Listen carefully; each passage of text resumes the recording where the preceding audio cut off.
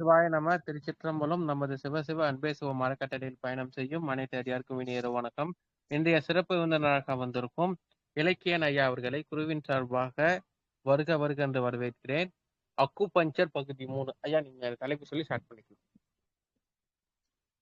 அனைவருக்கும் இனிய மாலை வணக்கம். உங்கள் அனைவரையும் இன்றைய அக்குபங்சர் வகுப்பிற்கு வருக வருகவென அன்புடன் வரவேற்கிறோம். சென்ற வகுப்பில் நாம் எது சார்ந்து பார்த்திருந்தோம் அப்படின்னா 10 கோட்பாடுகள், அதாவது அக்குபங்சர்ல குறிப்பிடப்படுகிற 10 கோட்பாடுகளை குறித்து பார்த்திருந்தோம். அந்த 10 கோட்பாடுகளில் முதல் 5 கோட்பாட்டை பற்றி மற்றும் நேற்றைய வகுப்புல, இதற்கு முந்தைய வகுப்புல பார்த்திருந்தோம். இன்றைய வகுப்புல மீதம் இருக்கக்கூடிய 5 கோட்பாடுகளை பற்றி தொடர்ந்து பார்க்க போறோம்.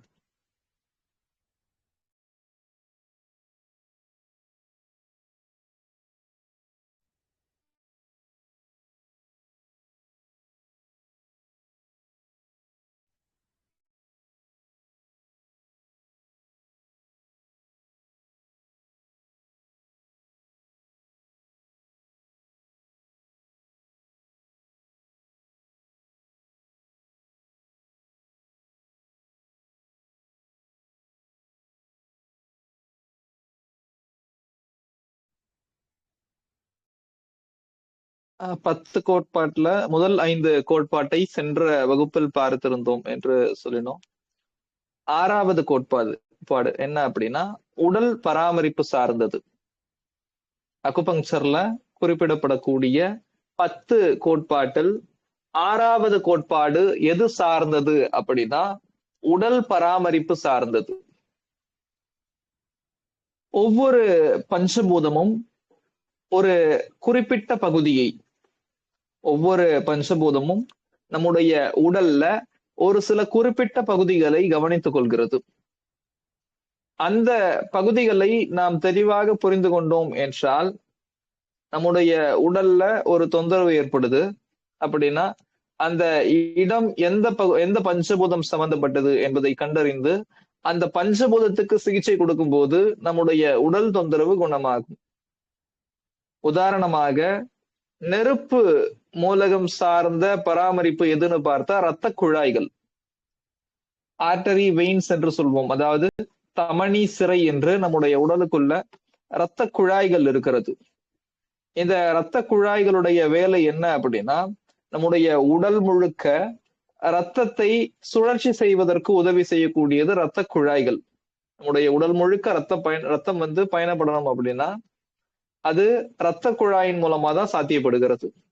அப்போ இந்த இரத்த குழாய்களை எந்த பஞ்சபூதம் பராமரிக்கிறது என்று பார்க்கும்போது நெருப்பு என்கிற பஞ்சபூதம் இரத்த குழாய்களை பராமரிக்கிறது. நெருப்பு மூலகம் இரத்த குழாய்களை பராமரிக்கிறது. நில மூலகம் தசைகளை பராமரிக்கிறது. நெருப்பு மூலகம் இரத்த குழாய்களை பராமரிக்கிறது. நில மூலகம் தசைகளை பராமரிக்கிறது. தசை அப்படின்னா என்ன? அதாவது நம்முடைய உடலுக்கு ஒரு வடிவம், அதாவது நம்முடைய உடல் திடமா இருக்கு அப்படின்னா இந்த உடல் எலும்புகளின் ஒன்றிணைப்பால் உருவாக்கப்பட்ட வடிவமைக்கப்பட்ட ஒன்று. அதனால எலும்புகள் இருக்கிறதால நம்முடைய உடல் திடமாக இருக்கிறது. இந்த எலும்புகளின் மேலே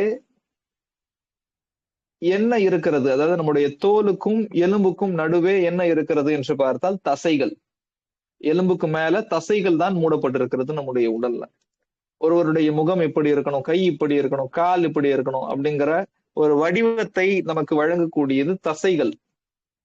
அப்போ இந்த தசைகளை எந்த பஞ்சபூதம் பராமரிக்கிறது என்று பார்க்கும்போது நில மூலகம் தசைகளை பராமரிக்கிறது. நெருப்பு மூலகம் இரத்த குழாய்களை பராமரிக்கிறது. நில மூலகம் தசைகளை பராமரிக்கிறது. ஒரு நபருக்கு உடல் எடை ரொம்ப கூடி போச்சு, அதிகமா கூடி போச்சு அப்படின்னா அவர்களுடைய உடல்ல தசையினுடைய அளவு அதிகமாயிடுச்சு அப்படின்னு அர்த்தம்.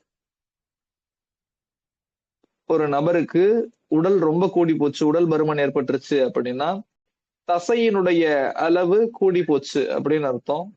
அப்போ நில மூலகத்தை சரி செய்யும் போது அவருடைய உடல் எடையை குறைக்க முடியும். அதே மாதிரி ரொம்ப அதிகமா உடல் குறைஞ்சு போச்சு, நலிஞ்சு போயிட்டாங்க அப்படின்னா நம்ம கவனிச்சோம் அப்படின்னா அவர்களுடைய உடல்ல தசை இழப்பு ஏற்பட்டிருக்கும். அப்போ அதற்கும் நில மூலகத்திற்கு சிகிச்சை கொடுக்கும் போது அவர்களுடைய உடல் எடையை அதிகரிக்க முடியும். அப்போ உடல் எடை அதிகப்படுதலும் சரி, குறைதலும் சரி, தசைகள் சம்பந்தப்பட்டது. இந்த தசைகள் நில மூலகம் சார்ந்த ஒன்றாக இருக்கிறது. அடுத்தபடியா காற்று மூலகம் சார்ந்தது தோல் மற்றும் முடி. காற்று மூலகம் சார்ந்தது தோல் மற்றும் முடி. இங்க முடின்னு கொடுக்கப்பட்டிருக்கிறது தலை முடி கிடையாது. நம்முடைய உடல்ல தலையை தவிர்த்து உடல் பகுதிகளில் இருக்க மற்ற உடல் பகுதிகளில் இருக்கக்கூடிய முடியை தான் இங்க குறிச்சிருக்கோம். காற்று மூலகம் சார்ந்தது தோல். நமக்கு தோல்ல ஏதாவது தொந்தரவு ஏற்படுகிறது, தோல் பிரச்சனை ஏதாவது இருக்கிறது என்றால் காற்று மூலகத்திற்கு சிகிச்சை கொடுக்க வேண்டும். அதே மாதிரி உடல் முடி, தலைமுடியை தவிர்த்து மற்ற பகுதிகளில் இருக்கக்கூடிய முடியில ஏதாவது தொந்தரவு இருக்கு அப்படின்னா காற்று மூலகத்திற்கு சிகிச்சை கொடுக்கலாம். அப்போ தலைமுடி எந்த பஞ்சபூதம் சார்ந்தது அப்படின்னா நீர் மூலகம் சார்ந்தது. இந்த திரையில கொடுக்கப்படலது இருந்தாலும் தலைமுடி அப்படிங்கிறது நீர் மூலகம் சார்ந்த ஒன்று. தலைமுடி சம்பந்தப்பட்ட பிரச்சனை இருக்கிறது என்றால் நீர் மூலகம் பாதிக்கப்பட்டிருக்கிறது என்றுதான் அர்த்தம். தலைமுடி சார்ந்த தொந்தரவு இருக்கிறது என்றால் நீர் மூலகம் சார்ந்த பாதிப்பு இருக்கிறது என்று அர்த்தம். அதே மாதிரி நீர் மூலகம் சார்ந்தது எலும்புகள். நீர் மூலகம் சார்ந்த ஒன்று எலும்பு. அடுத்தபடியாக மர மூலகம் சார்ந்த பகுதி எதுன்னு பார்த்தா தசை நார்கள். மர மூலகம் சார்ந்தது தசை நார்கள். தசை நார்கள்னா என்ன, தசைனா என்ன அப்படிங்கிற சந்தேகம் நமக்கு எழும். அதாவது தசைன்னு ஒண்ணு இருக்கு, தசை நார்னு ஒண்ணு இருக்கு. இந்த இரண்டுக்கும் வேறுபாடு என்ன என்ற சந்தேகம் எழும். அதாவது இரண்டு பொருட்கள் இருக்கிறது, அல்லது பூ நிலையில் வச்சுக்கலாம். இரண்டு பூக்கள் இருக்கிறது அல்லது ஒரு பூங்கொத்து இருக்கிறது. அதனை ஒன்றாக இணைக்க வேண்டும் என்றால் நாம் என்ன செய்யணும் அப்படின்னா அவற்றை ஒன்றாக இணைத்து ஒரு நூல் கொண்டு கட்ட வேண்டும், ஒரு கயிறு கொண்டு கட்ட வேண்டும். மலர்கள் இருக்கிறது, அதனை ஒன்றாக கோர்க்க வேண்டும் என்றால் ஒரு கயிறு, அந்த கயிறை நம்ம எப்படி சொல்லலாம் இன்னும் தமிழ்ல அப்படின்னா ஒரு நாரை வைத்து கட்ட வேண்டும். அந்த காலத்துல நூல் பயன்பாட்டை விட அதிகப்படியா இருந்த பயன்பாடு நார், அதாவது வாழை நார் போன்றவற்றை பயன்படுத்தி மலர்களை கட்டக்கூடிய வழக்கம் இருந்தது. அப்போ நார் என்பது எதற்கு பயன்படுகிறது அப்படின்னா ஒன்றுக்கும் மேற்பட்ட பொருட்களை கட்டி வைக்க, பிணைத்து வைக்க பயன்படுகிறது. நம்முடைய உடல்ல பார்த்தோம் அப்படின்னா கை விரல்கள் இருக்கக்கூடிய இடத்துல சில தசைகள் மூடப்பட்டிருக்கும், எலும்புகள்ல மூடி சில தசைகள் இருக்கும். நம்முடைய மணிக்கட்டு இருக்கக்கூடிய பகுதியில தசை மூடப்பட்டிருக்கிறது. நம்முடைய புஜம் இருக்கக்கூடிய பகுதியில தசைகள் மூடப்பட்டிருக்கு. நம்முடைய தோள்பட்டை இருக்கக்கூடிய இடத்துல தசைகள் இருக்கிறது. இந்த எல்லா இடத்துலயும் தசைகள் இருக்கிறது. இந்த தசைகளை எல்லாம் இணைத்து வைக்கக்கூடிய வேலையை எது செய்யும் அப்படின்னு பார்த்தா தசை நார்கள் செய்யும். எப்படி ஒரு அழகான ஒரு ஒரு ஒரு முழம் பூவை இணைத்து அதனை சரியான ஒரு வடிவத்திற்கு கொண்டு வருவது நாராக இருக்கிறதோ நூலாக இருக்கிறதோ, அதே மாதிரி நம்முடைய உடலில் இருக்கக்கூடிய தசைகளை சரியான முறையில் இயங்க வைக்கக்கூடியது தசை நார். சரியான அளவில் பிணைத்து வைத்திருப்பது தசை நார். ஆக மர மூலகம் எதை பராமரிக்கிறது என்றால் தசை நார்களை பராமரிக்கிறது. ஓரளவுக்கு நம்முடைய உடல்ல இருக்கக்கூடிய உள் பகுதி, உள்கட்டமைப்பை இந்த உடல் பராமரிப்பு நமக்கு கொண்டு வந்துருச்சு. ஏன் அப்படின்னா ஒவ்வொரு உடலும் எப்படி உருவாகி இருக்கிறது, எப்படி ஒரு நிலைத்த வடிவத்தை பெற்றிருக்கிறது என்றால் எலும்பினுடைய உதவி. அப்போ எலும்பு என்பது நீர் மூலகம் ஆயிடுச்சு. அந்த எலும்புக்கு மேல எது மூடப்பட்டிருக்கு அப்படின்னு பார்த்தா தசை அல்லது சதை மூடி இருக்கிறது. தசை என்பது நில மூலகம். தசை ஒரு தசை மட்டும் தான் மூடி இருக்கா அப்படின்னு கேட்டா கிடையாது. ஒவ்வொரு இடத்துல ஒவ்வொரு தசை இருக்கிறது. அப்போ அந்த தசைகளை எல்லாம் இணைத்து வைக்கக்கூடியது தசை நார்கள். தசை நார்கள் மர மூலகம் சார்ந்த ஒன்று. இப்ப எலும்பு வந்துருச்சு, தசை வந்துருச்சு, தசை நார் வந்துருச்சு. இந்த தசைகளுக்கு ஆற்றல் கிடைக்க வேண்டும், எலும்புக்கு ஆற்றல் கிடைக்க வேண்டும் என்றால் அந்த இடத்துல ரத்த ஓட்டம் நல்லா இருக்கணும். அப்போ அந்த ரத்த ஓட்டத்தை எது கொடுக்கிறது, அந்த ரத்த ஓட்டம் சீர்பட நடைபெறுவதற்கு எது உதவி செய்கிறது என்றால் இரத்த குழாய்கள் நமக்கு உதவி செய்கிறது. இரத்த குழாய்களை எது பராமரிக்கிறது என்றால் நெருப்பு மூலகம் பராமரிக்கிறது. இந்த எலும்பு, தசை, தசை நார்கள், இரத்த குழாய்கள் ஆகியவற்றை எல்லாம் மூடி இருக்கக்கூடிய ஒரு பகுதிக்கு பெயர் தோல். தோல் என்பது உடலின் மிகப்பெரிய உறுப்பாக கருதப்படுகிறது. இந்த தோலை எந்த பஞ்சபூதம் பராமரிக்கிறது என்றால் காற்று என்கிற மூலகம் பராமரிக்கிறது. இந்த தோலில் வளரக்கூடிய முடியையும் காற்று மூலகம் பராமரிக்கிறது. தலையில் வளரக்கூடிய முடியை நீர் மூலகம் பராமரிக்கிறது.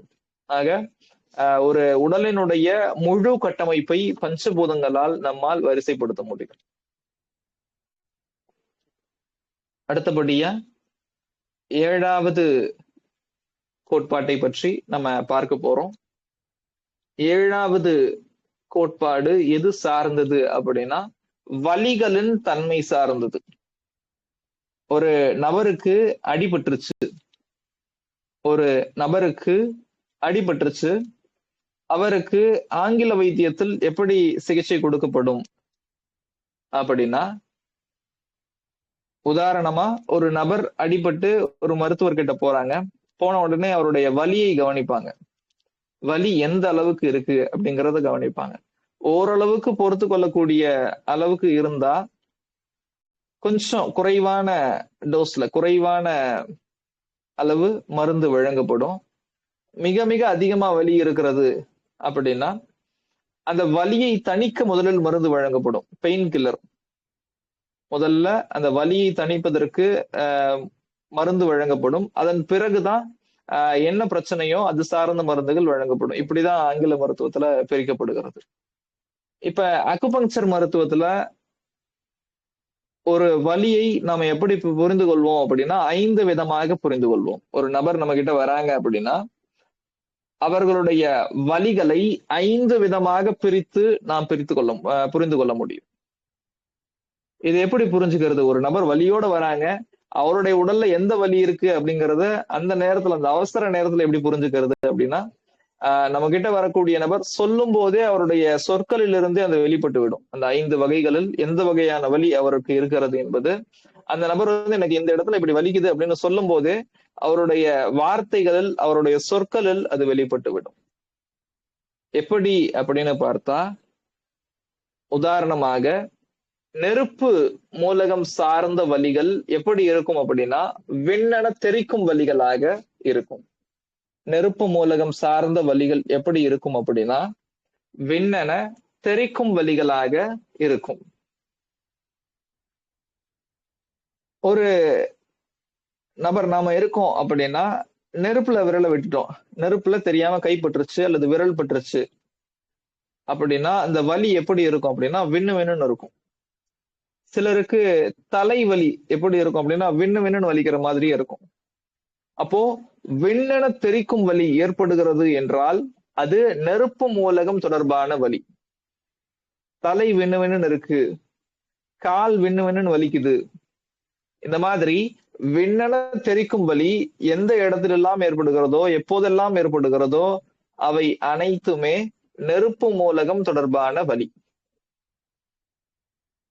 நில மூலகம் சார்ந்த வலி எப்படி இருக்கும் அப்படின்னா மிதமான வலியாக இருக்கும். நில மூலகம் சார்ந்த வலிகள் மிதமான வலிகளாக இருக்கும். உதாரணமாக இந்த நிலம் என்கிற பஞ்சபூதம் எப்படிப்பட்டது அப்படின்னு நம்ம கவனிச்சோம் அப்படின்னா, நம் அனைவரையும் தாங்கி இருக்கிறது. நம் அனைவரையும் தாங்கி இருக்கக்கூடிய வேலையை நிலம் செய்கிறது. இந்த நிலத்துக்கு, அதாவது நம்முடைய ஒரு மனிதனுடைய எடை 70 கிலோ என்று வைத்துக் கொண்டால், ஒரு சராசரி மனிதனுடைய எடை 70 கிலோ என்று வைத்துக் கொண்டால், நமக்கு இது ஒரு பெரிய அளவு. 70 கிலோ என்பது ஒரு பெரிய அளவு. அல்லது 100 கிலோ ஒரு நபர் இருக்காங்க அப்படின்னா அது பெரிய அளவு. ஆனா இந்த நிலத்துக்கு அது பெரிய அளவு கிடையாது, ஒரு மிதமான அளவு தான். அப்போ நிலமூலகம் சார்ந்த வலி எப்படி இருக்கும் அப்படின்னா மிதமான வலிகளாக இருக்கும். ஒரு நபர் லேசா தான் வலிக்குது, வயிறு லேசா வலிக்குது, தலை லேசா வலிக்குது, நேத்து அடிபட்டுச்சு ஆனா லேசான வலிதான் இப்ப இருக்கு அப்படின்னு சொல்றாங்க அப்படின்னா நம்ம புரிஞ்சுக்கணும், அவருடைய உடல்ல நில மூலகம் சார்ந்த பாதிப்பு இருக்கிறது என்பதை நாம் புரிந்து கொள்ள வேண்டும். ஒரு நபர் மிதமான வலி எனக்கு இருக்கிறது என்று சொல்லி வருகிறார் என்றால் அவருடைய உடல்ல நில மூலகம் சார்ந்த பாதிப்பு இருக்கிறது என்பதை நாம் புரிந்து கொள்ள வேண்டும். அடுத்தபடியாக காற்று மூலகம். பொதுவா காற்றினுடைய தன்மை எப்படிப்பட்டது அப்படின்னா, காற்றை நம்மால் கையில் பிடித்து வைக்க முடியாது. ஏன் அப்படின்னா இப்போது நாம் சுவாசித்துக் கொண்டிருக்கக்கூடிய காற்று 5 நொடிக்கு பிறகு இங்க இருக்குமான்னு கேட்டா அது வேற ஒரு இடத்துக்கு பயணப்பட்டுரும். 5 நொடிக்கு பிறகு வேற ஒரு இடத்துக்கு பயணப்படக்கூடிய காற்று இன்னும் சில நேரம் கழித்து வேற ஒரு இடத்துக்கு மாறும். அப்போ அசைந்து கொண்டே இருக்கக்கூடிய தன்மை கொண்டது காற்று. அதாவது இடம் விட்டு இடம் நகர்ந்து கொண்டே இருக்கக்கூடிய தன்மையை கொண்டது காற்று. அதே மாதிரி நம்முடைய உடல்ல ஏற்படக்கூடிய வலியும் இடம் விட்டு இடம் நகர்ந்து கொண்டே இருக்கிறது என்று சொன்னால் காற்று மூலகம் சார்ந்த பாதிப்பு இருக்கிறது என்பதை நாம் புரிந்து கொள்ள வேண்டும். ஒரு நபருக்கு தொந்தரவு இடம் விட்டு இடம் நகர்கிறது என்றால் அவருடைய உடல்ல காற்று மூலகம் சார்ந்த பாதிப்பு இருக்கிறது என்பதை நாம் புரிந்து கொள்ள வேண்டும். கை வலிக்குது, திடீர்னு பார்த்தா கால் வலி வருது, கை வலிக்குது, கால் வலிக்குது, இந்த மாதிரி மாதிரியான வலிகள் மாறி மாறி ஏற்படுகிறது. தலைவலி விட்டு விட்டு இருக்குது, தொடர்ந்து இருக்குதுன்னு சொல்ல முடியல, ஆனால் விட்டு விட்டு ஏற்படக்கூடிய நிலை இருக்கிறது என்று சொன்னால் அவருடைய உடல்ல காற்று மூலகம் சார்ந்த பாதிப்பு இருக்கிறது என்று அர்த்தம். அடுத்தபடியாக நீர் மூலகம். ஒரு கிணறு இருக்கிறது. அந்த கிணற்றிலிருந்து தண்ணீரை நாம் சேர்ந்து எடுக்கணும். சேர்ந்து எடுக்கிறது அப்படின்னா ஒரு குடத்தை கயிறு போட்டு ஒரு குடத்தை அந்த கிணற்றில் உள்ளே போட்டு அந்த கிணற்றிலிருந்து குடத்தில் தண்ணீர் எடுத்து மேல எடுக்கணும். அப்போ அந்த தண்ணீர் சேர்ந்தும் போது அந்த குடத்தினுடைய எடை எப்படி இருக்கும் அப்படின்னா பாரமாக இருக்கும். எப்படி இருக்கும் அப்படின்னா பாரமாக இருக்கும். அப்போ நீர் மூலகம் சார்ந்த வலி எப்படி இருக்கும் அப்படின்னா பாரமான வலிகளாக இருக்கும் அல்லது தீவிரமான வலிகளாக இருக்கும். 2 தான், பாரமான வலி, தீவிரமான வலி. நீர் மூலகம் சார்ந்த வலிகள் பாரமான வலிகளாக இருக்கும் அல்லது தீவிரமான வலிகளாக இருக்கும். ஒரு நபர் நம்ம கிட்ட வராங்க, கால் வலிக்குது, வலியை பொறுக்கவே முடியல, மிக தீவிரமா இருக்குன்னு சொல்றாங்க அப்படின்னா நம்ம புரிந்து கொள்ள வேண்டும் அவருடைய உடல்ல நீர் மூலகம் சார்ந்த பாதிப்பு இருக்கிறது. ஒரு நபர் வராங்க, தலை ரொம்ப கடுமையா வலிக்குதுன்னு சொல்றாங்க, இல்ல தலை பாரமா இருக்குன்னு சொல்றாங்க. அந்த அவர் சொல்லக்கூடிய வார்த்தைகளிலே நாம் புரிந்து கொள்ள வேண்டும் அவருடைய உடல்ல நீர் மூலகம் சார்ந்த பாதிப்பு இருக்கிறது. அப்போ நீர் மூலகம் சார்ந்த வலிகள் எப்படி இருக்கும் அப்படின்னா தீவிரமான வலிகளாக இருக்கும் அல்லது பாரமான வலிகளாக இருக்கும். அடுத்தபடியாக மர மூலகம் சார்ந்த வலி. மர மூலகம் தொடர்பான வலி எப்படி இருக்கும் அப்படின்னா எரிச்சலான வலிகளாக இருக்கும். மர மூலகம் தொடர்பான வலிகள் எரிச்சலான வலிகளாக இருக்கும். மீண்டும் ஒரு முறை சொல்கிறேன், நெருப்பு மூலகம் தொடர்பான வலி விண்ணென தெறிக்கும் வலியாக இருக்கும். நில மூலகம் தொடர்பான வலி மிதமான வலியாக இருக்கும். காற்று மூலகம் தொடர்பான வலி இடம் விட்டு இடம் நகரக்கூடிய வலியாக இருக்கும். நீர் மூலகம் சார்ந்த வலி தீவிரமான வலியாக இருக்கும். மர மூலகம் சார்ந்த வலி எரிச்சலான வலியாக இருக்கும். ஆக வலிகளை நம்ம 5 விதமாக பிரித்து விட்டோம். நம்ம கிட்ட ஒரு நபர் வலிக்குதுன்னு சொல்லி வந்தாலே அவருடைய வலி இதில் எந்த வகை என்பதை நாம் முதலில் தீர்மானிக்க வேண்டும். நெருப்பு மூலகம் பாதிக்கப்பட்டிருக்கா, நில மூலகம் பாதிக்கப்பட்டிருக்கா, காற்று பாதிக்கப்பட்டிருக்கா, நீர் பாதிக்கப்பட்டிருக்கா, அல்லது மரம் பாதிக்கப்பட்டிருக்கா என்பதை கண்டுபிடித்து அதனை பொறுத்து எந்த பஞ்சபூதம் பாதிக்கப்பட்டிருக்கிறதோ அதற்கு சரியாக சிகிச்சை கொடுக்கும் போது அந்த வலி குணமாகும். அடுத்தபடியாக 8வது கோட்பாடு, 6வது 7வது கோட்பாடுகளை பார்த்திருக்கிறோம். இப்போது 8வது கோட்பாட்டை பற்றி காணவிருக்கிறோம். இந்த 8வது கோட்பாட்டிற்கு பெயர் பாதிக்கப்படும் உடல் பகுதிகள். 8வது கோட்பாட்டிற்கு பெயர் பாதிக்கப்படும் உடல் பகுதிகள். நம்முடைய உடல்ல ஒவ்வொரு குறிப்பிட்ட பகுதியும் ஒவ்வொரு பஞ்சபூதம் சார்ந்தது. நம்முடைய உடல்ல ஒவ்வொரு குறிப்பிட்ட பகுதியும் ஒவ்வொரு பஞ்சபூதம் சார்ந்தது. எந்தெந்த பகுதி எந்தெந்த பஞ்சபூதம் சார்ந்தது என்பதை நாம் புரிந்து கொள்ள உதவக்கூடியதுதான் இந்த பாதிக்கப்படும் உடல் பகுதிகள் என்கிற இந்த 8வது கோட்பாடு. முதலில் நெருப்பு மூலகம். நெருப்பு மூலகம் சார்ந்த பாதிக்கப்படும் பகுதி எது அப்படின்னு பார்த்தோம் அப்படின்னா, நம்முடைய முழங்கை மூட்டு, அதாவது முழங்கை மூட்டுல ஏற்படக்கூடிய வலி எல்லாமே நெருப்பு மூலகம் சார்ந்தது. அதே மாதிரி மணிக்கட்டு, முழங்கை மூட்டு, மணிக்கட்டு, கணுக்கால், கை விரல், கால் விரல் மூட்டுகளில் ஏற்படும் வலி, இவை அனைத்துமே நெருப்பு மூலகம் சார்ந்தது. அதாவது கையில இருக்கக்கூடிய மூட்டுகள் எல்லாமே வந்துருச்சு. அதாவது முழங்கை மூட்டும் வந்துருச்சு, மணிக்கட்டு வந்துருச்சு, கை விரல்கள் வந்துருச்சு. காலில் பார்த்தோம் எப்படின்னா கணுக்கால் வந்துருச்சு, கால் விரல்கள் வந்துருச்சு, கை விரல்கள் வந்துருச்சு. இவை அனைத்துமே நெருப்பு மூலகம் சம்பந்தப்பட்டது. அப்போ ஒரு நபர் எனக்கு முழங்கை வலி இருக்கிறது என்று சொல்லி வருகிறார் என்றால் நாம் புரிந்து கொள்ள வேண்டும், அவருடைய உடல்ல நெருப்பு மூலகம் பாதிக்கப்பட்டிருக்கிறது. என்னுடைய கை விரல் மூட்டுகளை அசைப்பதில் சிரமம் இருக்கிறது என்று ஒரு நபர் சொல்கிறார் என்றால் நாம் புரிந்து கொள்ள வேண்டும், அவருடைய உடல்ல நெருப்பு மூலகம் பாதிக்கப்பட்டிருக்கு. மணிக்கட்டு அசைப்பதில் சிரமம் இருக்கிறது, அதாவது ஆங்கிலத்துல ரிஸ்ட் பால்சி என்று அழைப்போம். இந்த தொந்தரவோடு ஒரு நபர் வராங்க அப்படின்னா அவருடைய உடல்ல நெருப்பு மூலகம் பாதிக்கப்பட்டிருக்கிறது என்பதை நாம் புரிந்து கொள்ள வேண்டும். ஆக அடுத்தபடியாக நில மூலகம் சார்ந்து காணவிருக்கிறோம். நில மூலகம் சார்ந்த பகுதி எது அப்படின்னு பார்த்தா நம்முடைய இடுப்பு மற்றும் விலா பகுதி. இடுப்பு மற்றும் விலா பகுதி பெண்களுக்கு ஒரு குறிப்பிட்ட வயதிற்கு மேல இடுப்பு வலி அதிகமா ஏற்படும். பெண்களுக்கு ஒரு குறிப்பிட்ட வயதிற்கு மேல இடுப்பு வலி அதிகமாக ஏற்படும். அதற்கான காரணம் என்ன அப்படிங்கிறத இதன் மூலமா நம்ம புரிந்து கொள்ள வேண்டும். இடுப்பு என்பது நில மூலகம் சார்ந்தது. பெண்களுக்கு ஒரு வயதிற்கு மேல நில மூலகம் சார்ந்த ஆற்றல் குறைகிறது. அது குறைவதனால்தான் இடுப்பு வலி ஏற்படுகிறது.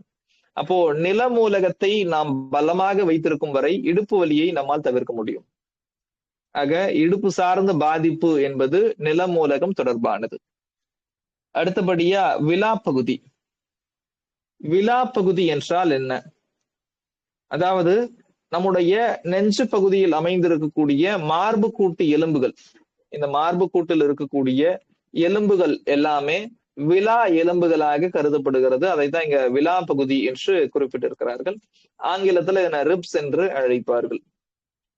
ஆக இந்த விலா பகுதியில் ஏற்படக்கூடிய தொந்தரவும் நிலமூலகம் சார்ந்தது. நிலமூலகம் சார்ந்த பாதிக்கப்படும் பகுதி இடுப்பு, விலா பகுதி ஆகியன. அடுத்தபடியாக காற்று மூலகம். காற்று மூலகம் சார்ந்து பாதிக்கப்படும் பகுதி எது அப்படின்னு பார்த்தா தோல். தோல் அப்படின்னா நம்ம இங்க ஸ்கின்ன சொல்லல, தோல் அந்த தோல் கிடையாது. ஷோல்டர், நம்முடைய தோல், தோள்பட்டை, புஜம் ஆகிய பகுதிகளை காற்று மூலகம் பராமரிக்கிறது. நம்முடைய தோல், தோள்பட்டை, புஜம் ஆகிய பகுதிகளை காற்று மூலகம் பராமரிக்கிறது. தோள்பட்டை வலி தொடர்ந்து இருக்கிறது, ஃப்ரோசன் ஷோல்டர் இருக்கிறது என்று ஒரு நபர் வராங்க அப்படின்னா நாம் தொடக்கத்தில் புரிந்து கொள்ள வேண்டும், அவருடைய உடல்ல காற்று மூலகம் சார்ந்த பாதிப்பு இருக்கிறது என்பதை புரிந்து கொள்ள வேண்டும். ஆக தோல், தோள்பட்டை, புஜம் ஆகியன காற்று மூலகம் சார்ந்தது. நீர் மூலகம் சார்ந்த பாதிக்கப்படும் பகுதிகள் என்ன அப்படின்னு பார்த்தோம் அப்படின்னா நம்முடைய கழுத்து பகுதி நீர் மூலகம் சார்ந்தது.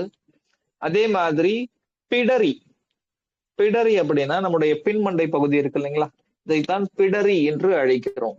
பிடரியிலிருந்து அடிமுதுகு தண்டு வரையிலான முதுகுத்தண்டுவட பாதிப்பு, அதாவது பின்னங்கழுத்து, அதாவது கழுத்துக்கு தலைக்கு பின்புறத்துல பிடரி இருக்கிறது. அந்த பிடரியிலிருந்து அடிமுதுகு வரைக்கும் இருக்கக்கூடிய முதுகு தண்டுவடம் இருக்கு இல்லைங்களா, இந்த முதுகு தண்டுவடம் என்பது நீர் மூலகம் தொடர்பானது. இன்னும் கூடுதலா எந்த பகுதிகள் எல்லாம் இதில் இருக்கிறது என்று பார்க்கும்போது பின்னந்தொடை, அதாவது நம்முடைய உடலின் பின்புறம் பெரும்பான்மையா அங்க வந்துருச்சு. அதாவது முதுகு தண்டுவடம் வந்துருச்சு. அடுத்தபடியா பின்னந்தொடையிலிருந்து கால் பாதம் வரையிலான எல்லா பகுதிகளிலும் ஏற்படக்கூடிய தொந்தரவு அப்படிங்கிறது நீர் மூலகம் தொடர்பானதா இருக்கிறது. அடுத்தபடியா முழங்கால் மூட்டு, இவையும் நீர் மூலகம் தொடர்பானது. கழுத்து பிடரி முதல் அடிமுதுகு வரையிலான முதுகு தண்டுவட பாதிப்பு, பின்னந்தொடை வழியாக பாதம் வரையிலான வலிகள், முழங்கால் மூட்டு வலி, இவை அனைத்துமே நீர் மூலகம் சார்ந்த பாதிக்கப்படும் பாதிப்புகள். அடுத்தபடியாக மர மூலகம் சார்ந்த பாதிக்கப்படும் பகுதிகள் என்ன அப்படின்னா தசை நார்கள். அதாவது நம்ம ஏற்கனவே பார்த்திருந்தோம், தசை நார்கள் அப்படிங்கிறது மர மூலகம் சார்ந்தது என்று அதாவது பராமரிப்புல பார்த்திருந்தோம். இங்க கவனிச்சோம் அப்படின்னா தசை நார்களில் ஏற்படக்கூடிய தொந்தரவு அப்படிங்கிறது மர மூலகம் சார்ந்தது. அதே மாதிரி உடல் அசதி, பொதுவா ஏற்படக்கூடிய உடல் அசதி. ஒரு நபர் காலையில அலுவலகத்துக்கு போறாங்க, காலையில வேலைக்கு கிளம்பி போறாங்க, மாலை வரும்போது அசதியாக வருகிறார் அப்படின்னா அந்த அசதி என்பது மர மூலகம் சார்ந்தது என்பதை நாம் புரிந்து கொள்ள வேண்டும். காலையில் செல்லும் போது ஆக்டிவா போறாங்க, காலையில் செல்லும் போது ஒரு புத்துணர்ச்சியோட போறாங்க, மர மூலகம் அவருடைய உடல்ல நல்லா நிரம்பி இருக்கிறது. செய்யக்கூடிய வேலை அதிகப்படும் போது மர மூலகத்தினுடைய ஆற்றல் குறைகிறது. அதனால மாலை வரும்போது தோய்வுடன், அதாவது ஒரு சோர்வுடன் வராங்க. அப்போ உடல் அசதி என்பது மர மூலகம் சார்ந்தது. பொதுவா வரக்கூடிய கை கால் வலி எல்லாமே மர மூலகம் சார்ந்தது. சோர்வு மர மூலகம் சம்பந்தப்பட்டது. தலைவலி மர மூலகம் சம்பந்தப்பட்டது. முதுகு வலி மர மூலகம் சம்பந்தப்பட்டது. பொதுவான வலிகள் எல்லாமே மர மூலகம் சார்ந்ததுதான் நம்ம குறிச்சுக்கலாம். அப்போ மர மூலகம் சார்ந்த பகுதி என்ன அப்படின்னா தசை நார்களில் ஏற்படக்கூடிய தொந்தரவு, உடல் அசதி, கை கால்களில் வலி, சோர்வு, தலைவலி, முதுகு மற்றும் மற்ற வலிகள் ஆகிய அனைத்துமே மர மூலகம் தொடர்பானது.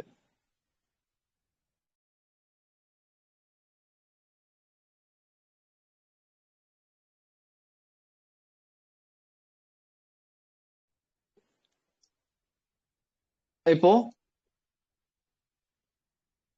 நெருப்பு மூலகம் சார்ந்த பகுதி என்ன அப்படின்னு பார்த்தோம் அப்படின்னா நம்முடைய முழங்கை, நம்முடைய முழங்கை பகுதி அப்படிங்கிறது நெருப்பு மூலகம் சார்ந்த பகுதி. மணிக்கட்டு என்பது நெருப்பு மூலகம் சார்ந்த ஒன்று. கை விரல்கள் நெருப்பு மூலகம் சார்ந்தது. முழங்கை, மணிக்கட்டு, கை விரல்கள்.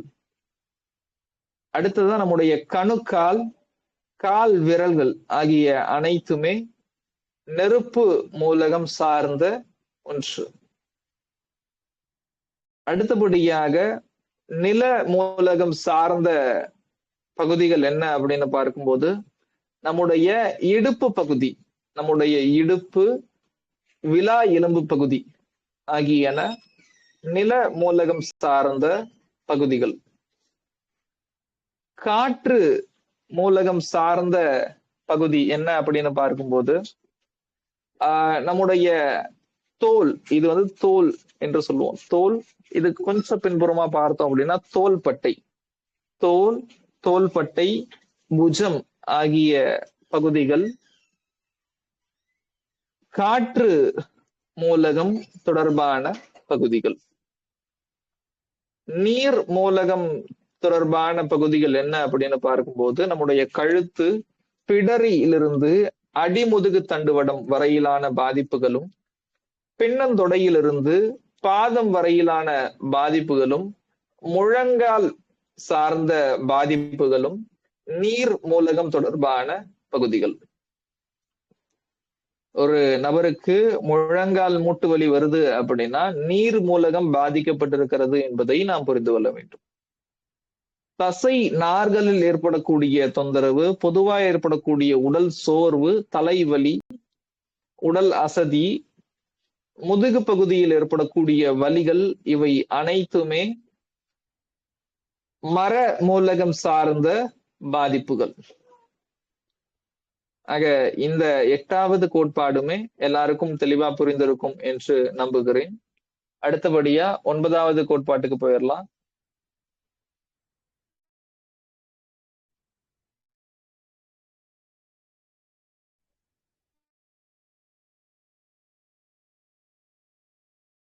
இந்த 9வது கோட்பாட்டுக்கு பெயர் ஆர்கான் கிளாக் அல்லது உறுப்புகளின் நேரம்.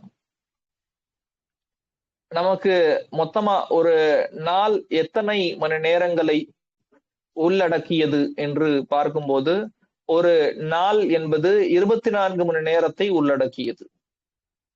ஒரு நாள் 24 மணி நேரங்களை உள்ளடக்கியது. நம்முடைய அக்குபங்க்சர்ல பார்த்தோம் அப்படின்னா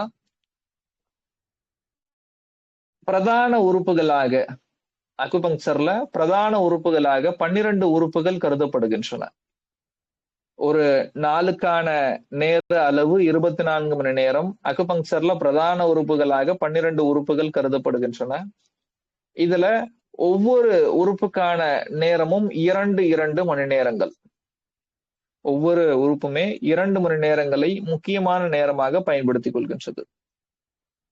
உதாரணமா காலையில 3 மணியிலிருந்து 5 மணி வரைக்கும் நுரையீரல் என்கிற உறுப்பு மிக தீவிரமாக வேலை செய்யும். மற்ற நேரத்துல இந்த நுரையீரல் வேலையை செய்யாதா என்று கேட்டால் 24 மணி நேரமும் இந்த உறுப்புகள் வேலை செய்து கொண்டுதான் இருக்கின்றன.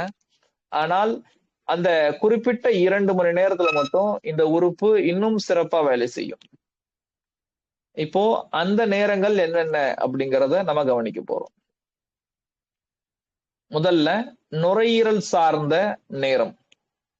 நுரையீரல் சார்ந்த நேரம் என்ன அப்படின்னு பார்க்கும்போது அதிகாலை 3 மணியிலிருந்து 5 மணி வரைக்கும். நுரையீரல் சார்ந்த நேரம் அதிகாலை 3 மணியிலிருந்து 5 மணி வரைக்கும்.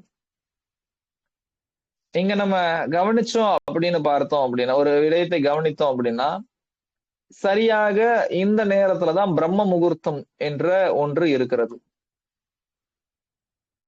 ஏன் பிரம்ம முகூர்த்தத்தில் நாம் அதிகாலையில் விழிக்க வேண்டும், கண் விழிக்க வேண்டும் என்று சொல்கிறார்கள் என்றால்,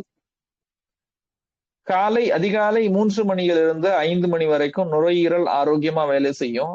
அதே மாதிரி இந்த நேரத்துல நம்ம நடைபயிற்சி அல்லது இயற்கையான சூழல்ல நம்மை வைத்துக் கொள்ளக்கூடிய ஒரு வாய்ப்பை ஏற்படுத்திக்கிட்டோம் அப்படின்னா சுத்தமான காற்று அந்த நேரத்துல இருக்கும். அதே மாதிரி நம்முடைய நுரையீரலும் சிறப்பா வேலை செய்யும்.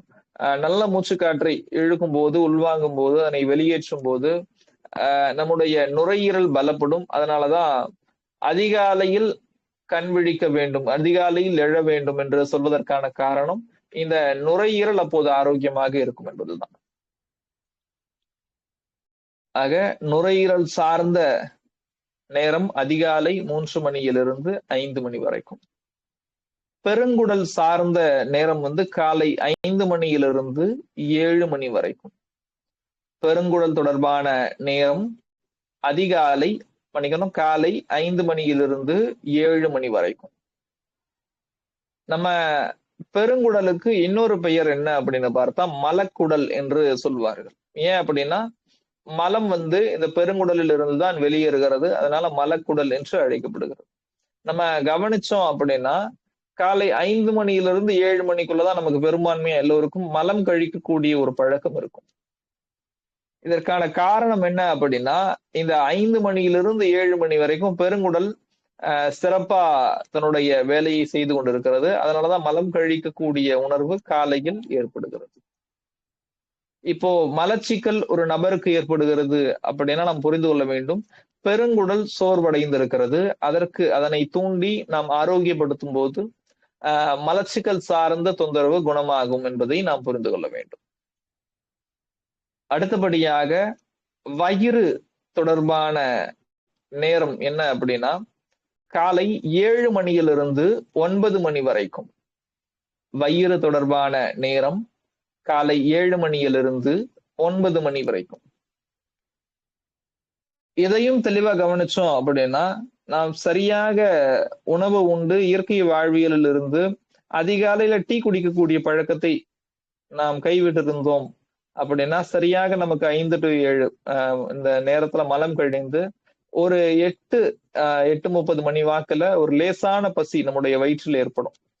அதிகாலையில டீ குடிச்சிட்டா, தேநீர் குடிச்சிட்டா இந்த உணர்வு ஏற்படாது. தேநீர் குடிக்காமல் வெறும் வயிற்றுல இருக்கும் அப்படின்னா ஒரு 8-8:30 மணி வாக்குல நமக்கு லேசா பசிக்கிற மாதிரியான ஒரு உணர்வு ஏற்படும். ஏன் அப்படின்னா அந்த நேரத்தில் வயிறு ஆரோக்கியமாக தன்னுடைய வேலையை செய்து கொண்டிருக்கிறது, சிறப்பாக தன்னுடைய வேலையை செய்து கொண்டிருக்கிறது. ஆக வயிறு தொடர்பான நேரம் காலை 7 மணியிலிருந்து 9 மணி வரைக்கும். மண்ணீரல் தொடர்பான நேரம் காலை 9 மணியிலிருந்து 11 மணி வரைக்கும். மண்ணீரல் தொடர்பான நேரம் காலை 9 மணியிலிருந்து 11 மணி வரைக்கும். அடுத்தபடியாக நெருப்பு மூலகம் சார்ந்த உறுப்பான இதயம். அதாவது நம்ம ஏற்கனவே பார்த்திருந்தோம், இதயம் நெருப்பு மூலகம் தொடர்பான ஒரு உறுப்புன்னு பார்த்திருந்தோம். பொதுவா நெருப்பு எந்த நேரத்துல வெப்பம் நமக்கு அதிகமா இருக்கும் அப்படின்னா மதிய நேரத்துல அதிகமா இருக்கும். இங்க நம்ம கவனித்தோம் அப்படின்னா இந்த நண்பகல் நேரம் என்பது நெருப்பு மூலகம் தொடர்பான நேரங்களா இருக்கிறது. இதயம் சார்ந்த நேரம் என்ன அப்படின்னு பார்த்தா காலை 11 மணியிலிருந்து மதியம் 1 மணி வரைக்கும். காலை 11 மணியிலிருந்து மதியம் 1 மணி வரைக்கும். சிறுகுடல் தொடர்பான நேரம் என்னன்னு பார்த்தோம் அப்படின்னா மதியம் 1 மணியிலிருந்து 3 மணி வரைக்கும். இதயம் தொடர்பான நேரம் காலை 11 மணியிலிருந்து மதியம் 1 மணி வரை. சிறுகுடல் தொடர்பான நேரம் மதியம் 1 மணியிலிருந்து 3 மணி வரைக்கும். இதுவரைக்கும் பார்த்தது மீண்டும் ஒரு முறை பார்க்கலாம். நுரையீரல் தொடர்பான நேரம் அதிகாலை 3 மணியிலிருந்து 5 மணி வரைக்கும். பெருங்குடல் தொடர்பான நேரம் காலை 5 மணியிலிருந்து 7 மணி வரைக்கும். வயிறு தொடர்பான நேரம் காலை 7 மணியிலிருந்து 9 மணி வரைக்கும். மண்ணீரல் தொடர்பான நேரம் காலை 9 மணியிலிருந்து 11 மணி வரைக்கும். இதயம் தொடர்பான நேரம் காலை 11 மணியிலிருந்து மதியம் 1 மணி வரைக்கும். சிறு குடல் தொடர்பான நேரம் மதியம் 1 மணியிலிருந்து 3 மணி வரைக்கும். அடுத்தபடியாக சிறுநீர் பை. இந்த சிறுநீர் பை தொடர்பான நேரம் எப்போல இருந்து எப்போ வரைக்கும்னு பார்த்தோம் அப்படின்னா மதியம் 3 மணியிலிருந்து மாலை 7 மணி வரைக்கும். மதியம் 3 மணியிலிருந்து மாலை 7 மணி வரைக்கும். சிறுநீரகம் தொடர்பான நேரம் எப்போன்னு பார்த்தோம் அப்படின்னா மாலை 5 மணியிலிருந்து 7 மணி வரைக்கும். இதய மேலுறை தொடர்பான நேரம் எப்போது அப்படின்னு பார்த்தோம் அப்படின்னா இதய மேலுறை தொடர்பான நேரம் எது அப்படின்னு பார்த்தோம் அப்படின்னா மாலை 5 மணியிலிருந்து மாலை 7 மணியிலிருந்து இரவு 9 மணி வரைக்கும். இதய மேலுறை தொடர்பான நேரம் மாலை 7 மணியிலிருந்து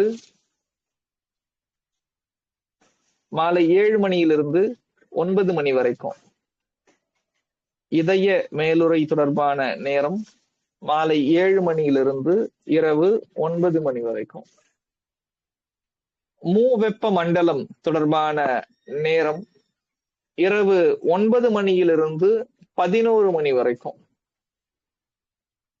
பித்தப்பை பார்த்தோம் அப்படின்னா பித்தப்பை தொடர்பான நேரம் இரவு 11 மணியிலிருந்து நள்ளிரவு 1 மணி வரைக்கும். பித்தப்பை தொடர்பான நேரம் இரவு 11 மணியிலிருந்து நள்ளிரவு 1 மணி வரைக்கும். கல்லீரல் தொடர்பான நேரம் நள்ளிரவு 1 மணியிலிருந்து அதிகாலை 3 மணி வரைக்கும். நம்ம கவனிச்சோம் அப்படின்னா இந்த பித்தப்பை கல்லீரல் இரண்டுமே மரமூலகம் சார்ந்த உறுப்புகள். இது எந்த நேரத்துல தீவிரமா வேலை செய்யுது அப்படின்னா இரவு நேரம், இரவு 11 மணியிலிருந்து 3 மணி வரைக்கும் பித்தப்பை கல்லீரல் ஆகிய இரண்டு மரமூலகம் சார்ந்த உறுப்புகளுமே சிறப்பா வேலை செய்கிறது. இந்த இயக்கம், இந்த வேலை சிறப்பாக நடைபெற வேண்டும் என்றால் இரவில் நாம் சரிவர தூங்க வேண்டும். தூக்கம் என்பது இந்த மரமூலகத்தை ஆரோக்கியப்படுத்த பேருதவி செய்கிறது. அப்போ ஒரு நபருக்கு கல்லீரல் சார்ந்த பாதிப்பு இருக்கிறது அல்லது பித்தப்பை சார்ந்த பாதிப்பு இருக்கிறது என்றால் நம்ம முதல்ல கவனிக்கணும். முதல்ல கேட்க வேண்டிய ஒரு கேள்வி என்ன அப்படின்னா, நீங்க இரவு சரியா தூங்குவீங்களா? இரவு சரியா தூங்குவீங்களா என்கிற ஒரு கேள்வியை நாம் கேட்க வேண்டும். இந்த இரவு சரியா தூங்கல அப்படின்னா கல்லீரல் பித்தப்பை மட்டும் தான் பாதிக்கப்படுமா என்று கேட்டால், இந்த கல்லீரல் பித்தப்பையினுடைய ஒரு வேலை என்ன அப்படின்னா, நம்முடைய உடலில் தேங்கி இருக்கக்கூடிய கழிவுகளை சுத்திகரிக்கக்கூடிய வேலையை இந்த கல்லீரலும் பித்தப்பையும் செய்கின்றன. இரவு சரியா தூங்கல அப்படின்னா சுத்திகரிப்பு வேலை தடைபடுகிறது. சுத்திகரிப்பு வேலை தடைபட்டு விட்டால் கல்லீரல் பித்தப்பை மட்டும் பாதிக்கப்பட போவதில்லை, உடலில் இருக்கக்கூடிய அனைத்து உறுப்புகளும் ஒவ்வொன்றாக பாதிக்கப்பட தொடங்கும். அதுல முதல்ல கல்லீரல் பித்தப்பை பாதிக்கப்படுது, ஆனா தொடர்ந்து மற்ற உறுப்புகளும் பாதிக்கப்பட்டு கொண்டேதான் இருக்கும்.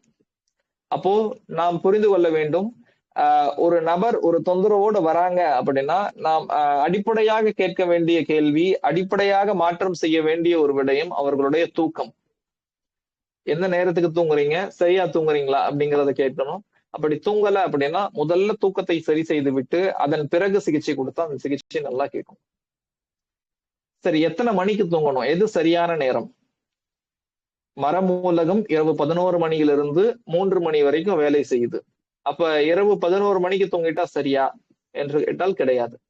இரவு 11 மணிக்கு நாம் ஆழ்ந்த தூக்கத்தில் இருந்தால்தான் மரமூலகம் இன்னும் சரியாக வேலை செய்யும்.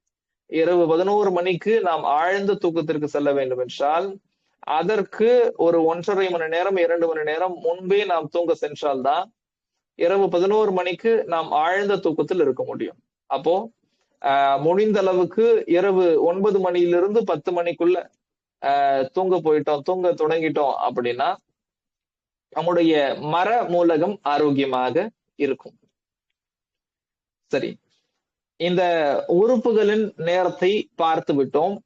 இதனை அக்குபங்சர்ல இன்னும் சரியா எப்படி பயன்படுத்துறது அப்படின்னா, ஒரு நபருக்கு ஒரு குறிப்பிட்ட மூலகத்தில் தொந்தரவு இருக்கிறது என்றால் அந்த மூலகம் தொடர்பான நேரத்துல அடிக்கடி தொந்தரவு வரும். ஒரு உடல் பிரச்சனைகள் அந்த குறிப்பிட்ட நேரத்துல ஏற்படும். உதாரணமா ஒரு சிலர் சொல்லுவாங்க, எனக்கு அதிகாலையில மூச்சு வாங்கும், அதிகாலையில நல்லா மூச்சு வாங்கும் அப்படின்னு சொல்லுவாங்க. அது என்ன நேரத்துல உங்களுக்கு அந்த மாதிரி மூச்சு வாங்குது அப்படிங்கிறத, மூச்சு திணறல் ஏற்படுகிறது என்பதை எல்லாம் நாம் கேட்டோம் அப்படின்னா, காலை ஒரு 3:30 மணி 4 மணிக்கெல்லாம் இந்த மாதிரி ஏற்படும் அப்படின்னா நம்ம புரிஞ்சுக்கணும், அவருடைய உடல்ல நுரையீரல் சார்ந்த பாதிப்பு இருக்கிறது. நுரையீரலுக்கு நாம் ஆற்றல் தர வேண்டும். அதன் விளைவாக, அதன் அறிகுறியாக மூச்சு திணறல் ஏற்படுகிறது.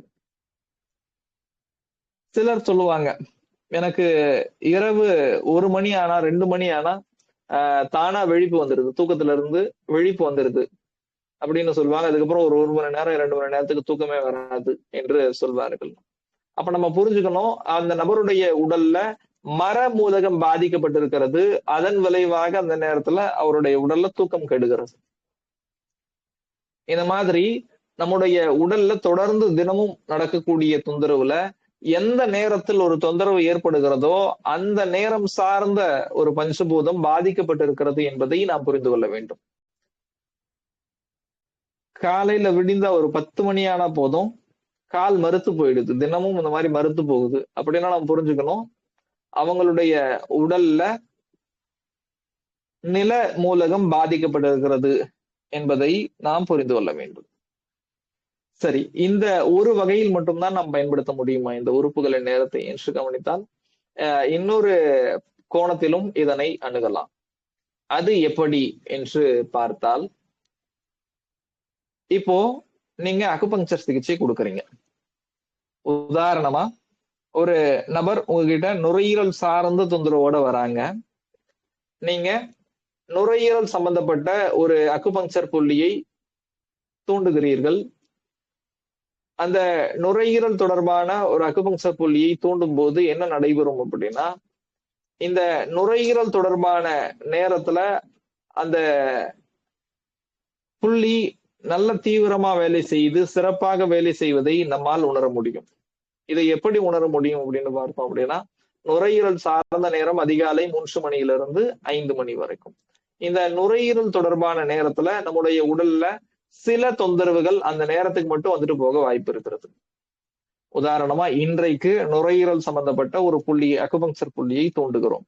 அடுத்த நாள் காலை, இது எல்லாருக்கும் நடக்கணும் அப்படிங்கிறது கிடையாது, சிலருக்கு இந்த மாற்றங்கள் ஏற்படும்.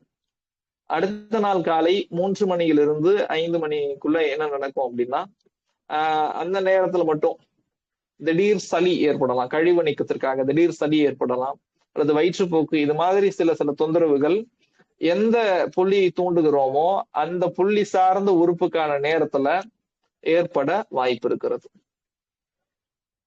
இப்போ கல்லீரல் சம்பந்தப்பட்ட ஒரு புள்ளியை தூண்டுகிறோம் அப்படின்னா, கல்லீரல் தொடர்பான நேரத்துல சில தொந்தரவுகள் வந்து செல்ல வாய்ப்பு இருக்கிறது. அந்த தொந்தரவுகள் எல்லாமே நல்ல அறிகுறிகள். நம்முடைய உடல்ல கழிவு நீக்கம் சரிவர நடைபெறுகிறது என்பதற்கான ஒரு பொருளாக, கழிவு நீக்கம் சரிவர நடைபெறுகிறது என்பதற்கான ஒரு சாட்சியாக அவை நடைபெறுகிறது. அதனால இது மாதிரியான அறிகுறிகள் நல்லது என்பதை நாம் புரிந்து கொள்ள வேண்டும். ஆக உறுப்புகளின் நேரம் என்கிற 9வது கோட்பாட்டை பற்றி பார்த்திருக்கிறோம். அடுத்து 10வது கோட்பாடு, பருவ காலம். ஒரு நபருக்கு ஒரு குறிப்பிட்ட பருவத்துல மட்டும் தொந்தரவு வரும். வெயில் காலம்னு வந்துட்டா போதும் சளி பிடிச்சுக்கும் சொல்லுவாங்க. மழை காலம்னு வந்துட்டா போதும் மூச்சு திணறல் வந்துடும். சிலருக்கு இந்த மாதிரியான தொந்தரவு இருக்கும். அப்போ ஒவ்வொரு பருவத்தையும் ஒரு பஞ்சபூதம் சார்ந்து நாம் புரிந்து கொள்ளும் போது, எந்த பருவத்தில் தொடர்ந்து ஒரு தொந்தரவு வருகிறதோ அப்போ அந்த பஞ்சபூதம் பாதிக்கப்பட்டிருக்கிறது என்பதை நாம் புரிந்து கொள்ள முடியும். நெருப்பு மூலகம் சார்ந்த பருவ காலம் என்ன அப்படின்னு பார்க்கும்போது வெயில் காலம் அல்லது வேனற் காலம். நெருப்பு மூலகம் தொடர்பான பருவ காலம் வெயில் காலம் அல்லது வேனற் காலம். நில மூலகம் தொடர்பான பருவ காலம் என்ன அப்படின்னா முது வேனற் காலம். நில மூலகம் சார்ந்த பருவ காலம் முது வேனற் காலம். காற்று மூலகம் தொடர்பான பருவ காலம் மழை காலம். காற்று மூலகம் தொடர்பான பருவ காலம் மழை காலம். நீர் மூலகம் தொடர்பான பருவ காலம் குளிர்காலம். நீர் மூலகம் தொடர்பான பருவ காலம் குளிர்காலம். மர மூலகம் தொடர்பான பருவ காலம் இளவேநற் காலம். மீண்டும் ஒரு முறை சொல்கிறேன்.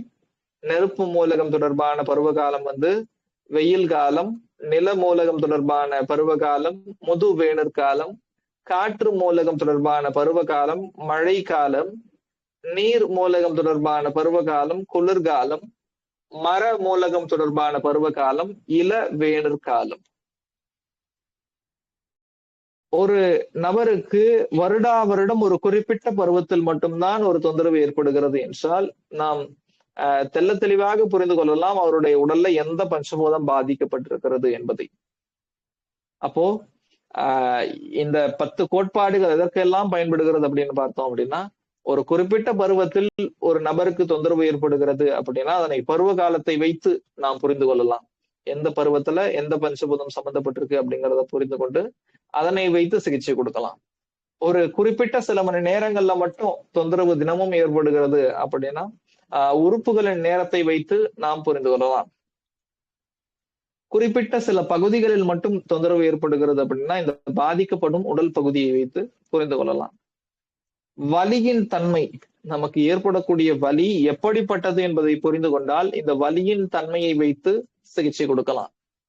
உடல் பராமரிப்பு, தசை வலி ஏற்படுது, தசை பிடிப்பு ஏற்படுது அப்படின்னா உடலை பராமரிக்கக்கூடிய ஒரு பகுதியில தொந்தரவு ஏற்படுது அப்படின்னா அதனையும் ஒரு பஞ்சபூதத்தை வைத்து தொடர்பு படுத்தி சிகிச்சை கொடுத்து நம்மால் சிகிச்சை கொடுத்து குணப்படுத்த முடியும். உணர்ச்சி, இது சென்ற வகுப்பில் பார்த்த கருத்து. ஒருவருடைய உடல்ல எந்த உணர்ச்சி மேலோங்கி இருக்கிறதோ அல்லது எந்த உணர்ச்சி குன்றி இருக்கிறதோ அதனை வைத்தும் அவருடைய உடல்ல எந்த பஞ்சபூதம் பாதிக்கப்பட்டிருக்கிறது என்பதை புரிந்து கொண்டு அதனை வைத்தும் நம்மால் சிகிச்சை கொடுக்க முடியும்.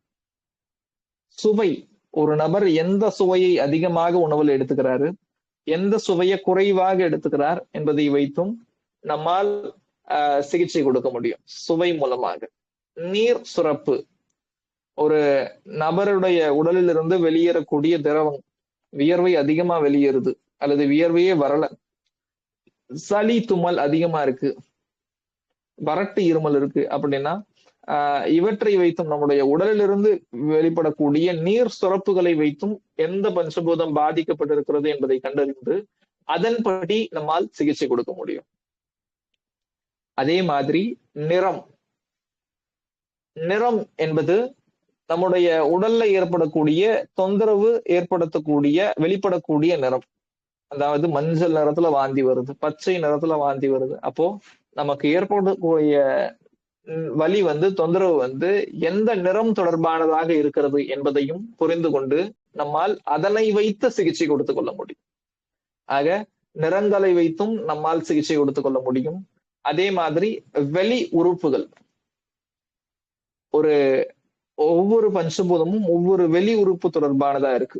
உதாரணமா நெருப்பு மூலகம் தொடர்பான வெளி உறுப்பாக நாக்கு இருக்கிறது, நில மூலகம் தொடர்பான வெளி உறுப்பாக உதடு இருக்கிறது, காற்று மூலகம் தொடர்பான வெளி உறுப்பாக மூக்கு இருக்கிறது, நீர் மூலகம் தொடர்பான வெளி உறுப்பாக காது இருக்கிறது, மர மூலகம் தொடர்பான வெளி உறுப்பாக கண்கள் இருக்கிறது. ஆக இந்த வெளி உறுப்புகளில் ஏதாவது பாதிப்பு இருந்தால் அதனை வைத்தும் எந்த பஞ்சபூதம் பாதிக்கப்பட்டிருக்கிறது என்பதை நம்மால் புரிந்து கொள்ள முடியும். ஆக இந்த 10 கோட்பாடுகளும் எதற்கெல்லாம் நமக்கு பயன்படுகிறது என்று கவனிக்கும் போது நம்முடைய உடல்ல எந்த தொந்தரவு ஏற்பட்டாலும் அந்த தொந்தரவு எந்த பஞ்சபூதம் சார்ந்த பாதிப்பு என்பதை தெளிவாக துல்லியமாக புரிந்து கொள்ள நமக்கு இந்த 10 கோட்பாடு பயன்படுகிறது. ஒருவருடைய உடல்ல எந்த தொந்தரவு ஏற்பட்டாலும் அதனை இந்த 10 கோட்பாட்டிற்குள் நம்மால் அடக்க முடியும். அது சளியில் தொடங்கி புற்றுநோய் வரைக்குமான எந்த நோயாக இருந்தாலும் அத்துணை நோய்களையும் இந்த 10 கோட்பாடுகளுக்குள் நம்மால் அடக்கிவிட முடியும். இந்த 10 கோட்பாடுகளை வைத்து அந்த நோய்களை புரிந்து கொள்ளும் போது நம்முடைய உடல்ல எந்த பஞ்சபூதம் பாதிக்கப்பட்டிருக்கிறது என்பதை தெளிவாக அறிந்து கொள்ள முடியும். அந்த பஞ்சபூதத்தை நாம் பலப்படுத்தும் போது உடல் நோய் குணமாகிறது. ஒரு மருத்துவம் இருக்கிறது என்றால் அந்த மருத்துவத்தினுடைய உயிர் நாடி என்பது 2 விடயங்கள் தான். ஒரு மருத்துவத்திற்கான உயிர் நாடி என்பது 2 விடயங்கள் தான். அதுல முதல் விடயம் என்ன அப்படின்னா, ஒரு மருத்துவத்தில் இருக்கக்கூடிய நோய் அறியும் முறை. ஒரு மருத்துவத்தில் இருக்கக்கூடிய நோய் அறியும் முறை. இதனை ஆங்கிலத்துல டயக்னோசிஸ் என்று அழைப்பார்கள். இரண்டாவது, ஒரு நபர் நம்ம கிட்ட வராங்க, அவருடைய உடல்ல என்ன நோய் இருக்கிறது, என்ன தொந்தரவு இருக்கிறது என்பதற்கு அந்த நோய்க்கான மூல காரணம் என்ன அப்படிங்கறத நம்ம புரிஞ்சுக்கணும். அதுதான் நோய் அறியும் முறை. இது முதல் விடயம். இரண்டாவது என்ன அப்படின்னா, நாம் எந்த நோய் என்று கண்டுபிடித்து விட்டோம். அந்த நோய்க்கான சரியான சிகிச்சையை கொடுக்க வேண்டும். இது சிகிச்சை முறை. அப்போ ஒரு மருத்துவத்திற்கான உயிர் நாடி என்பது 2 விடயங்கள் தான். ஒன்று நோய் அறியும் முறை, இரண்டாவது சிகிச்சை முறை. இந்த நோய் அறியும் முறையும் சிகிச்சை முறையும் ஒரு மருத்துவத்தில் சரியாக இருந்துவிட்டால் அந்த மருத்துவம் நிலைத்து வாழும். அதாவது வரலாறு போற்றக்கூடிய அளவுக்கு நிலைத்து வாழும். அப்போ அந்த உயிர் நாடி, 2 உயிர் நாடிகளில் முதல் விடயம் நோய் அறியும் முறை. அந்த ஒரு நபருக்கான நோய்க்கான சரியான காரணத்தை நாம் புரிந்து கொள்ள வேண்டும். அந்த சரியான காரணத்தை புரிந்து கொள்ள இந்த 10 கோட்பாடுகள் நமக்கு உதவி செய்கிறது. இந்த 10 கோட்பாடுகள் எல்லாருக்கும் தெளிவா புரிஞ்சிருக்கும்னு நம்புறேன். ஆக இதுதான் இன்றைய வகுப்புக்கான பாடம்.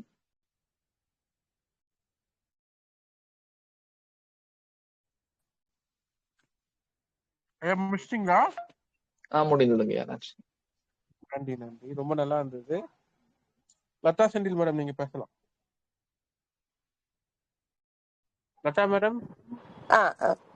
சார், இந்த மரபணு சொன்னீங்க இல்லைங்க சார், எனக்கு ஆக்சுவலா 1:30 to 2 o'clock அது கரெக்டா அந்த முழிப்பு வந்துடும். அதுக்கப்புறம் ஸ்லீப்பிங் ரொம்ப டிஸ்டர்பன்ஸா இருந்து அப்புறமா தான் அது 3-4க்கு மேலதான் தூக்கமே வரும். அது நீங்க சொன்னது அதுக்கு அப்ளிகபிளா இருக்கு எனக்கு. நல்லதுங்கம்மா. மரமூலகத்தை பலப்படுத்தணும் அப்படின்னா கால்ல இருக்கக்கூடிய கட்டை விரல், கால் கட்டை விரல் நகக்கண் பகுதியில் அழுத்தம் கொடுக்கணும். எப்படி அப்படின்னா, இத கால் கட்டை விரலா நினைச்சுக்கிட்டோம் அப்படின்னா, கால் கட்டை விரல் இருக்கிறது, அதனுடைய நகக்கண் பகுதி எந்த பக்கம் பார்த்தது அப்படின்னா 2வது விரல் பக்கம் பார்த்தபடி இருக்கக்கூடிய நகக்கண்ல அழுத்தம் கொடுக்கணும்மா. அந்த 4 ஃபிங்கர்ஸும் பாக்குற சைடுல கொடுக்கணும். ஆமாங்கம்மா. ஓகே. நகக்கண் பகுதியில் அழுத்தம் கொடுக்கணும். கல்லீரல் சம்பந்தப்பட்ட புள்ளி அங்க இருக்குங்கம்மா.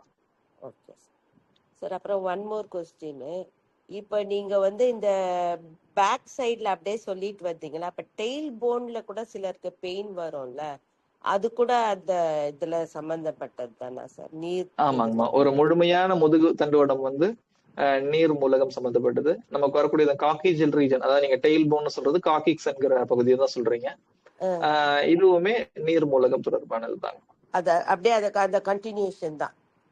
ஆமா, வாட்டர் டெஃபிஷியன்ட்னால தான் அது வருது. ஓ, ஆமா. Thank you sir, thank you. நல்லா இருந்தது சார்.